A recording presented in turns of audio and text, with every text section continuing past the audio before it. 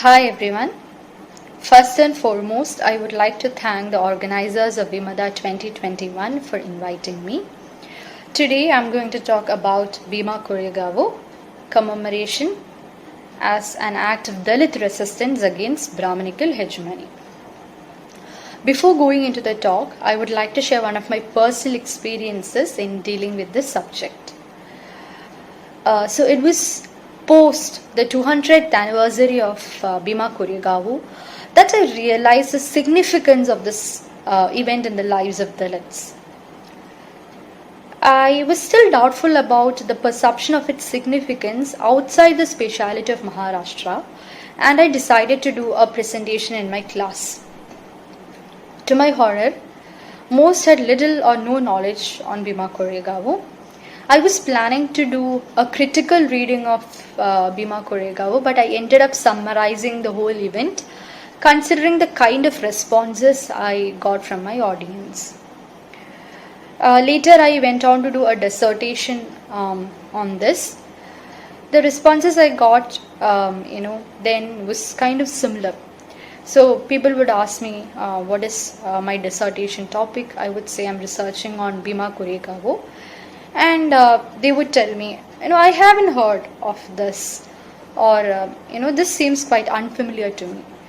And it was quite shocking to get these kinds of reactions.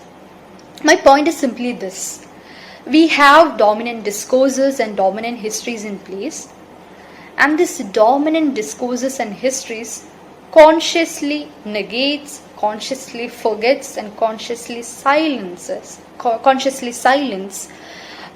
the histories and discourses of the marginalized sections of the society.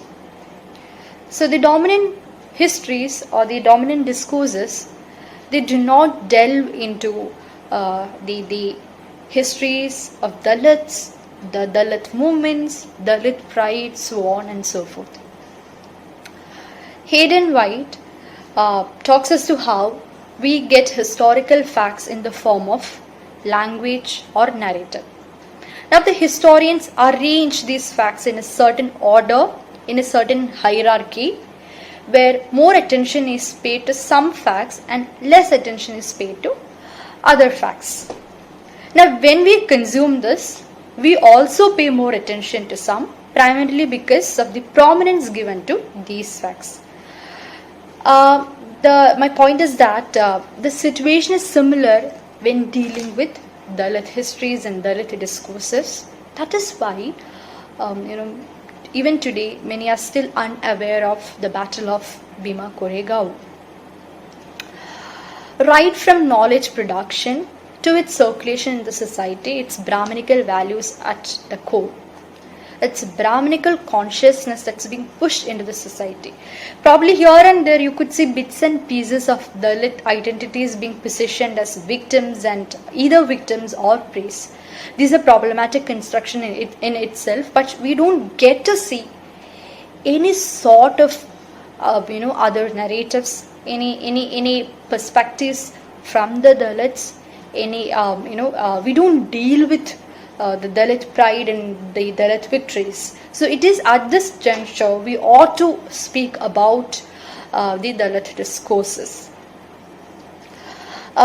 So to briefly summarize what Battle of Bhima Koregaon is, so the Battle of Bhima Koregaon happened on 1st January 1818 between British East India Company and the Peshwas.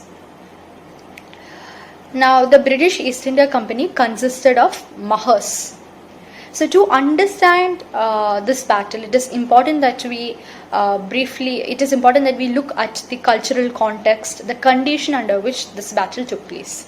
So, this battle was part of the Third Anglo-Maratha War, and under the Peshwa rule, the Mahars were forbidden to access public spaces.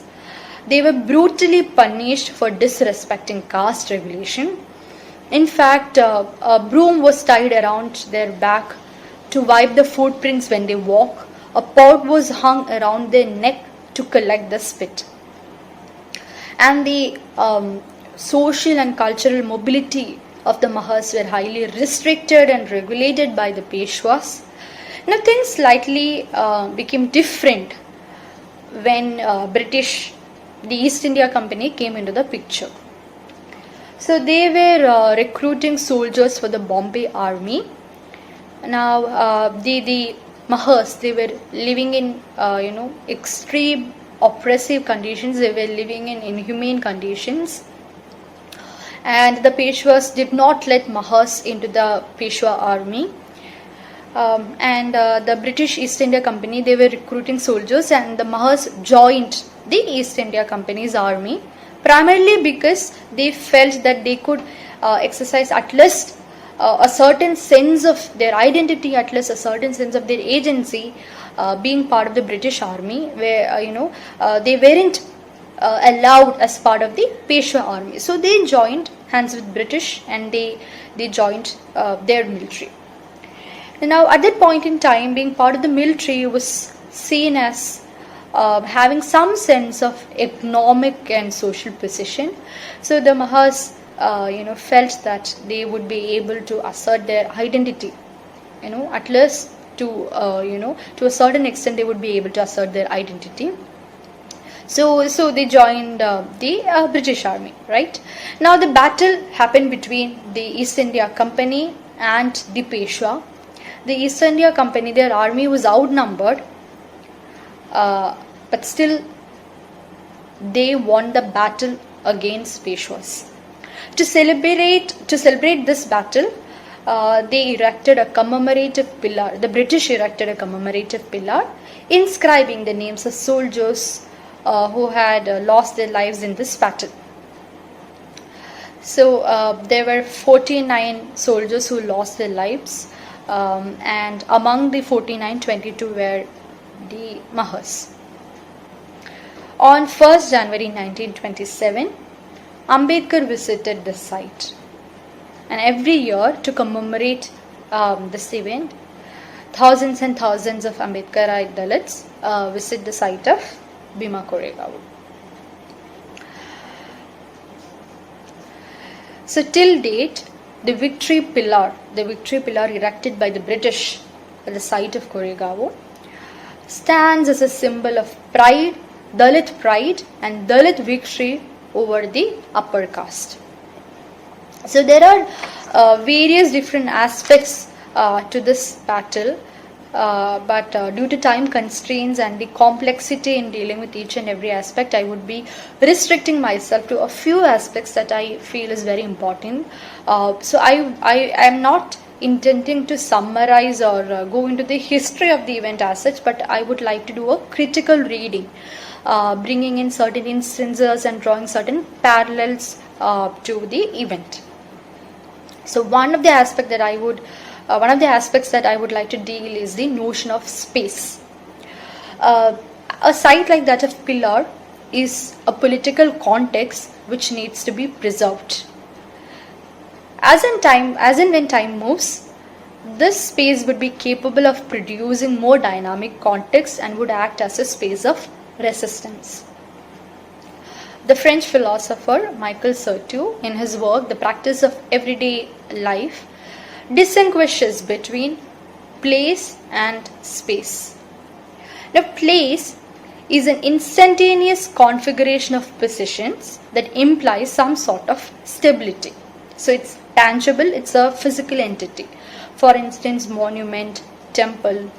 Space, on the other hand, is composed of an intersections of mobile elements. It's not tangible. Space is a practiced place. So space is something that's written by people, that's created by people. So space is constituted by people basically. So a place gets transformed into a space when people interact with it, when people move around.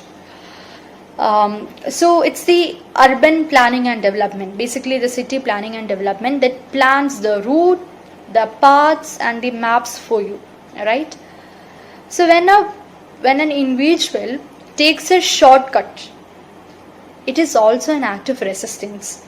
So that individual is moving away from the path or moving away from the route that's already that's already laid for you, or that's already planned for you by the government or the planning and development. So moving away from the already existing plan itself is an act of resistance. So if you look at Bhima Koregaon is also an act of resistance. It's resisting in the space that was once denied to them. So I earlier mentioned that under the Peshwa rule, the social and cultural mobility of the Mahas were highly restrained. They were not able to access the public spaces. So the space that was once denied to them is now transformed into a space of resistance.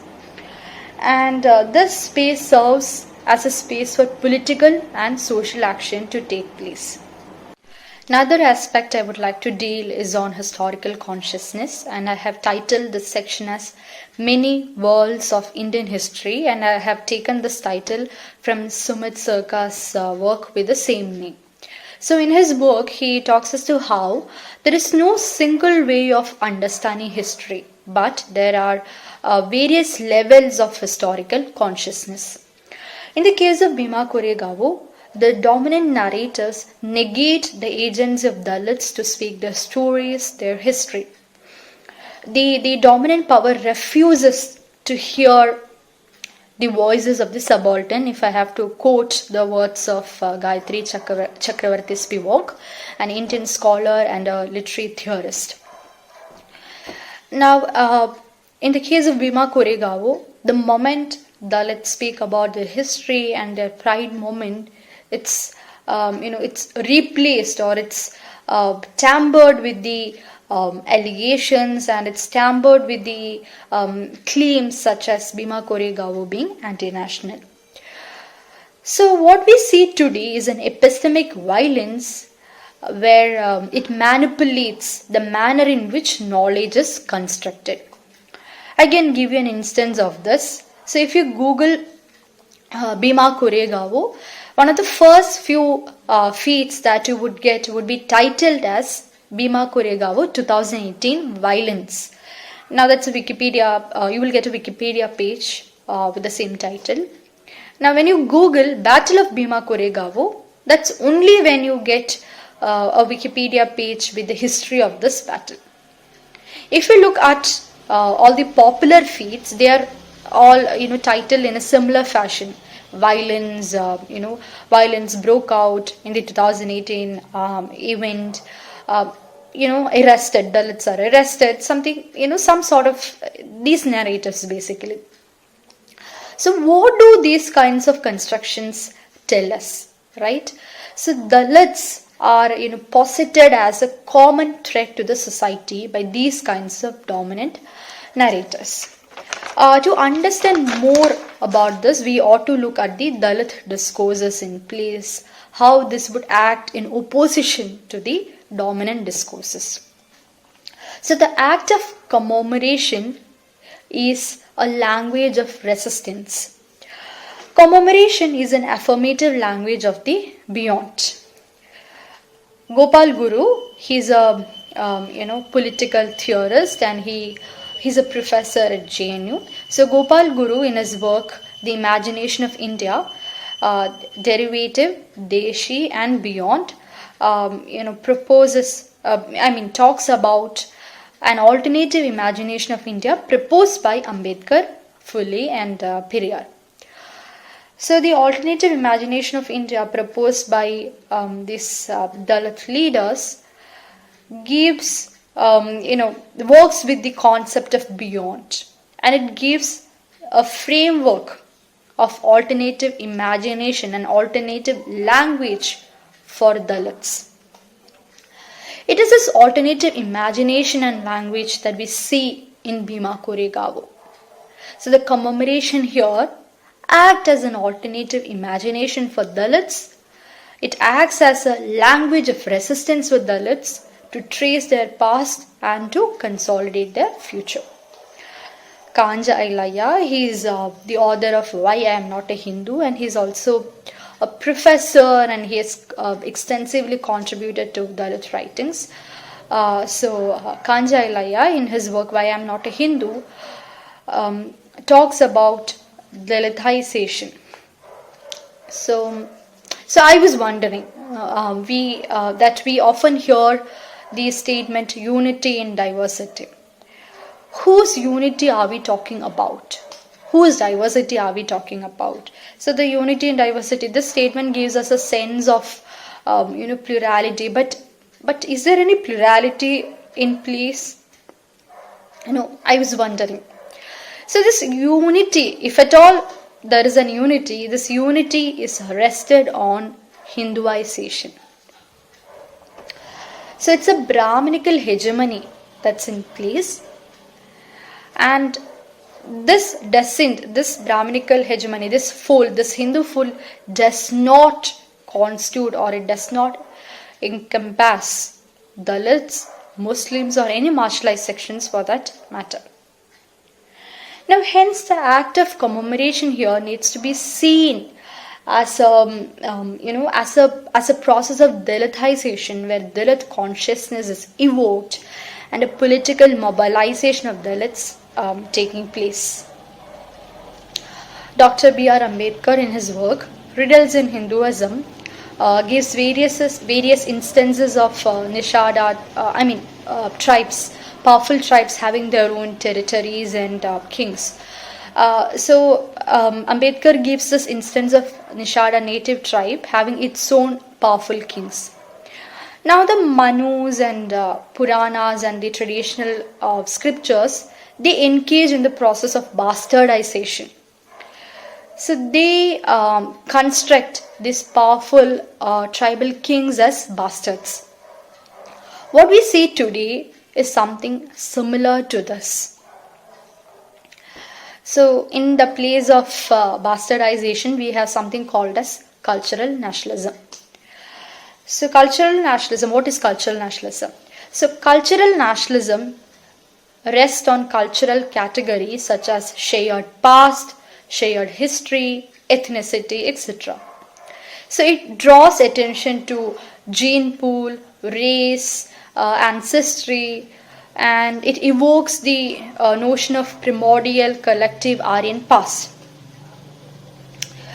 In opposition to this, we have political rights that focuses on democratic values, citizenship, citizen rights, liberty, democracy, so on. From national culture to cultural nationalism, it's a work by Siddhanand Menon, and in this book he talks about cultural nationalism taking over our society. So here we see the erosion of political rights superimposed by cultural nationalism, and we see increasing violence towards subalterns, and this happens through the means of cultural nationalism. So cultural nationalism evokes the category of enemy, other, and that's where you get the narratives such as Bhima Koregaon being anti-national. Now in this context, I would like to draw your attention to what is happening with JNU. So I'm not going into the details of what's happening in JNU, but I'm just trying to draw attention to how cultural nationalism is working in various sections and how it is working in different ways. So Gopal Guru, he's a professor at JNU, like I said earlier. So in his work, taking internationalism seriously, he talks as to how all of a sudden JNU became part of the larger public imagination. So JNU has always been a space of dissent, right? It has always discussed about different issues. Dissent was openly there in JNU, right? But all of a sudden it became part of our imagination, and the questions of it being anti-national also emerged. So we need to wonder from where these kinds of questions are coming into place, and definitely the answer is cultural nationalism. So JNU was projected as anti-national. Similarly, Bhima Koregaon was also projected as anti-national. These are not connected per se, but you could also see that these are connected in one or the other way through cultural nationalism, in place. Uh, so I would like to now reflect on why Bhima Koregaon is not anti-national. So people have often said that the Mahas joined British to fight against India, so it's anti-national. Before we go into such kinds of claims, we ought to understand what is nation and what is nation state. So nation is a cultural category. It's a cultural concept that rests on shared past basically, and cultural ideals, race, a primordial understanding of the community. Whereas nation state is a political concept. All right. So nation state would talk to you about the state being governed through political rights and and policies, so on and so forth. Basically, one is a cultural category and another is a political category. And when the Battle of Bhima Koregaon was fought, there wasn't any concept of India as such. There wasn't any imagination of India as such, and there wasn't any concept of nation state. So the concept of nation state is a very modern phenomenon. It's a concept of the 20th century, and when the battle was fought, we didn't have any concept of this sort in place. So definitely the battle is not anti-national. Also, the Mahas were not allowed in a society that was ruled by Peshwas. Mahas were living under humiliation and they were living under oppressive conditions, which is one of the reasons why they joined the British Army. Right? So it's definitely not anti-national, because there isn't any concept of nation state at that point in time. Therefore, you cannot claim it as anti-national. Now, the fundamental principle of Indian Constitution is to secure liberty, justice, fraternity, assuring dignity for each and every citizen in the country. Now, the question is how far the nation state has been, successful in bringing the marginalized sections into this fold, the Dalits, the Muslims, into this fold. Now the answer is quite shocking. It is in this kind of a situation acts such as commemoration plays an imperative role. So commemoration is not just an act of resistance, but it is also a space for asserting their identity, the Dalit identity.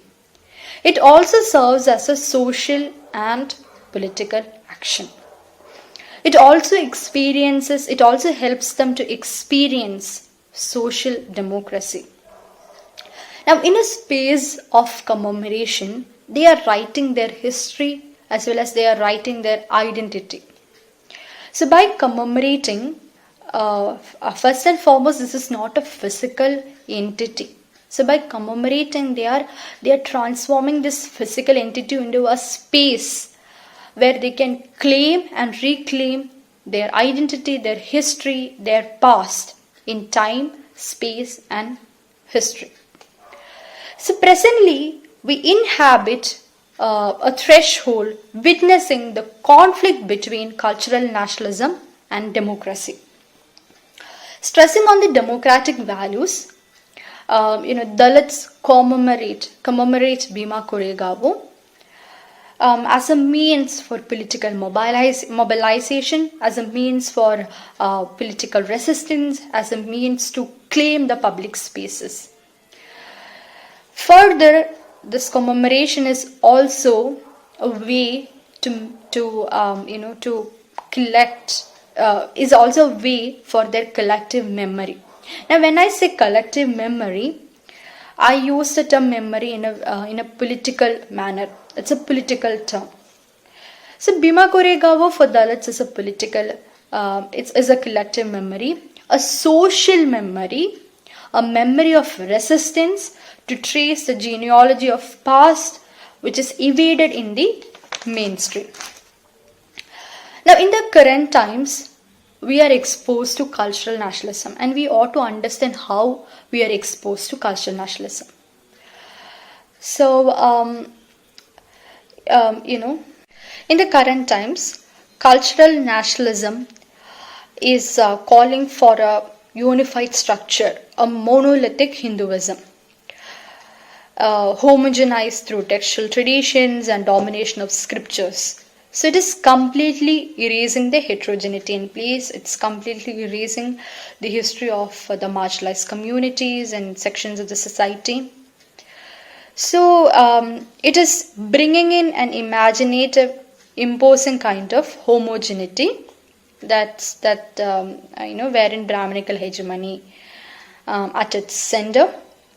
So in contrast to this, in opposition to this, Bhima Koregaon act as a Dalit resistance to rememorize their past in the present political situation.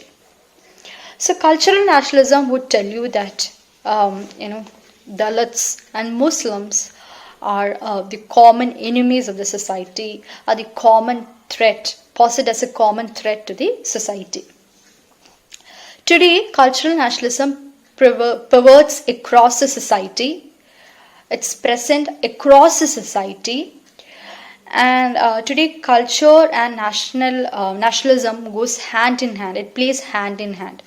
So culture extends its framework to incorporate national movements and nation. In short, cultural nationalism uses nation as a convenient flag to evoke the category of enemy.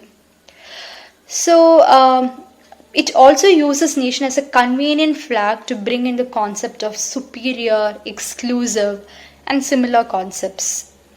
So cultural nationalism has been successful in bringing the category, in bringing the idea of other, in bringing the idea of enemy. So this is also one of the reason why Bhima Koregaon is called as anti-national. So here Dalits become anti-nationals, here Dalits become enemy, Dalits become threat to the society. Therefore we need to push this away to the peripheries, or we need to push this away to the margins. So that's a kind of narratives that we have in the society today. It has, it's been there always, right from time immemorial to till date. We had these kinds of narratives, but in each of the phases we had different tools or different apparatuses in place. So if earlier it was Puranas, today we have something sort of cultural nationalism in place to push these kinds of narratives. So one of the successes, like I said, one of the successes of cultural nationalism is in its potential to devise the category of enemy. So to resist these kinds of constructions, to resist these kinds of categories, we need commemoration of this sort. Commemoration like Bhima Koregaon that would act as a powerful means to ascertain the voices of the subaltern, to ascertain the voices of the Dalits. Now this brings us to the whole question of who has the right to commemorate, or who has the privilege to commemorate. So let's take a popular example. So we have the India Gate, the war memorial at India Gate, Amar Jawan Jyoti. If I'm right, it commemorates the soldiers who lost their lives in the Indo-Pak War of 1971. Now, within the nationalistic discourse, the war memorial at India Gate is justified. It's validated. It's not questioned.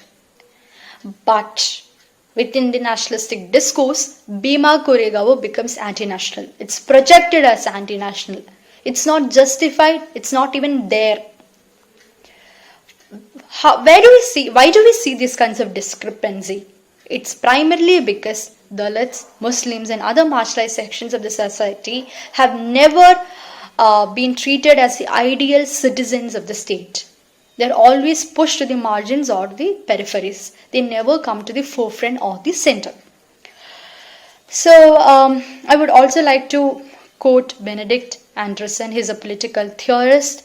So he, in his work Imagined Communities, talks about the concept of nation. So he says that nation is an imagined political community. So basically, it's an imagined community. People might not have even seen each other face to face. They may not know each other face to face, but they all, agree to be part of a collective community. They all imagine themselves to be part of a community where they might not even have seen each other face to face. So it's basically a political community that's imagined in place. All right. So I'm giving a very reductive definition of this, but the real elaboration in his work is far more complex. It's not as simple as this. So the point is, he talks about the remains of unknown soldiers, the tombs of unknown soldiers, right? So people in this imagined community, they may not even know these soldiers who have lost their lives. They may not even have seen these soldiers. But people associate their emotions, people associate their feelings to these remains, the remains of the soldiers.